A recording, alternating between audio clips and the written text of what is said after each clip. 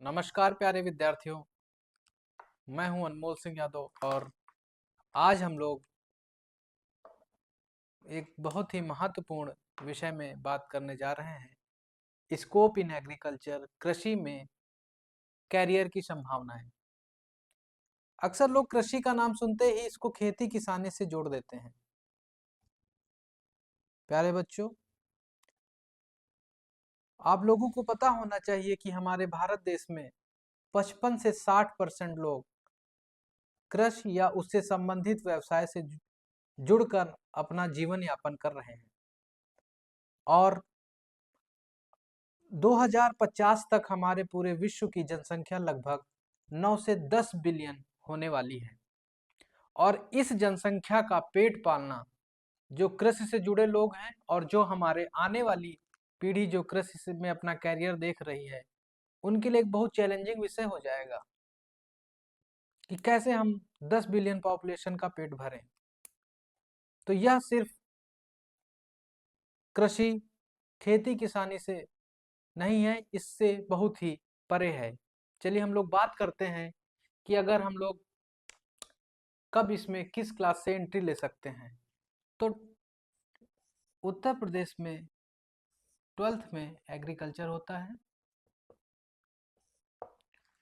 और अगर आप एग्रीकल्चर इन इंटरमीडिएट में नहीं ले पाते हैं तो आप लोग बीएससी में इसके बाद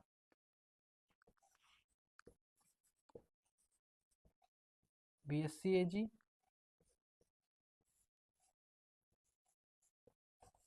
एमएससी और पीएचडी।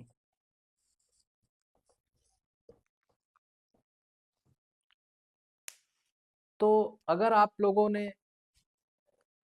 इंटरमीडिएट में बायोलॉजी या मैथमेटिक्स ले रखा है तो वो सभी लोग बीएससी एजी में एडमिशन लेने के लिए पात्र हैं।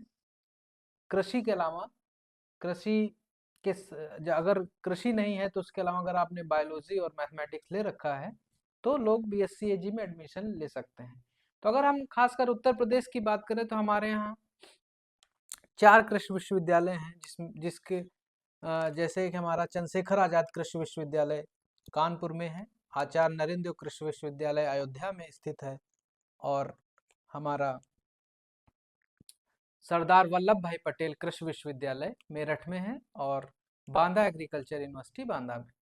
तो इन चारों विश्वविद्यालय में अभी एक हमारी 5वीं कृषि विश्वविद्यालय हमारे प्रदेश में जिसकी नींव पड़ चुकी है, महात्मा बुद्ध कृषि विश्वविद्यालय कुशीनगर में। तो अभी उसमें कक्षाएं बीएससी एजी की नहीं शुरू हुई हैं। तो इन सभी विश्वविद्यालयों में बीएससी एजी में एडमिशन लेने के लिए आपको यूपी कैटेट एग्जाम देना पड़ेगा।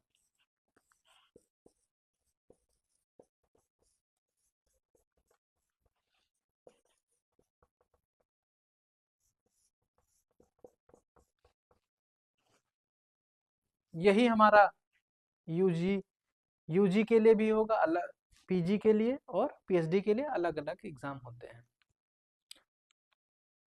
और इसके अलावा हमारे देश में लगभग 60 से अधिक कृषि विश्वविद्यालय हैं जो स्टेट एग्रीकल्चर यूनिवर्सिटीज़ हैं, उसमें एडमिशन लेने के लिए जिसके लिए एग्ज़ाम होता है, आईसीआर कंडक्ट कराता है, all India entrance examination for admission, जिसमें पूरे देश की लगभग 15 पर जो कोर्स होता है बीएससी उसकी 15% सीटों पर एडमिशन मिलता है।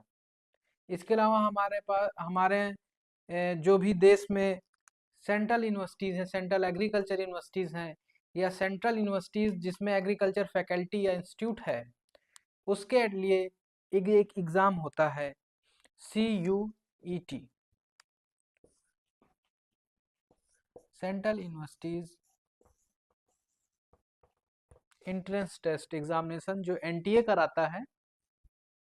इसमें हमारे यहाँ जैसे 3 केंद्रीय कृषि विश्वविद्यालय हैं। पहला है सेंट्रल कृषि विश्वविद्यालय, केंद्रीय कृषि विश्वविद्यालय इम्फाल में। दूसरा डॉक्टर राजेंद्र प्रसाद कृषि केंद्रीय कृषि विश्वविद्यालय बिहार में है और हमारा रानी लक्ष्मीबाई कृषि विश्वविद्यालय झांसी उत्तर प्रदेश में है। इसके अलावा जो भी जिसमें इन कृषि विश्वविद्यालयों के अलावा जो भी हमारा BHU हो गया, बनारस हिंदू विश्वविद्यालय, और हमारा AMU हो गया है, और भी जो ऐसे पूरे देश में कृषि विश्वविद्यालय हैं जिसमें एग्रीकल्चर फैकल्टी है, उसमें एडमिशन के लिए हमारा CUET एग्ज़ाम होता है। और जो हमारे डिफरेंट अलग अलग स्टेट हैं उन वो अपना अपना BSc AG में एडमिशन के लिए अपना एग्ज़ाम कराते हैं। ऐसे ही सेम MSc के लिए होता है। MSc के लिए यूपी कैडेट अपना एक MSc का कराता है, CUT PG हो जाता है, और वैसे ही PhD में एडमिशन होता है। तो अगर हमने BSc AG कर ली है तो हमारे पास क्या क्या जॉब अपॉर्चुनिटीज़ होंगी।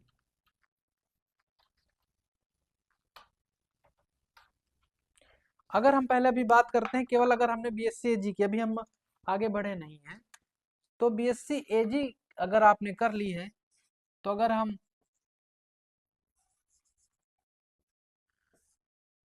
गवर्नमेंट जॉब की बात करें तो हमारे पास यूपी में AGTA,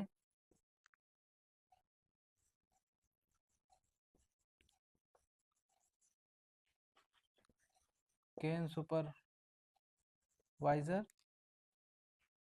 और ये तो हमारी हो गई ग्रुप C की वैकेंसीज।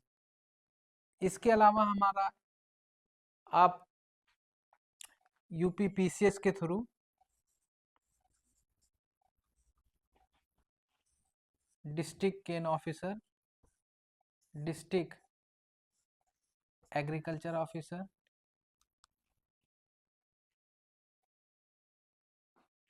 और कई भी वैकेंसीज आती हैं,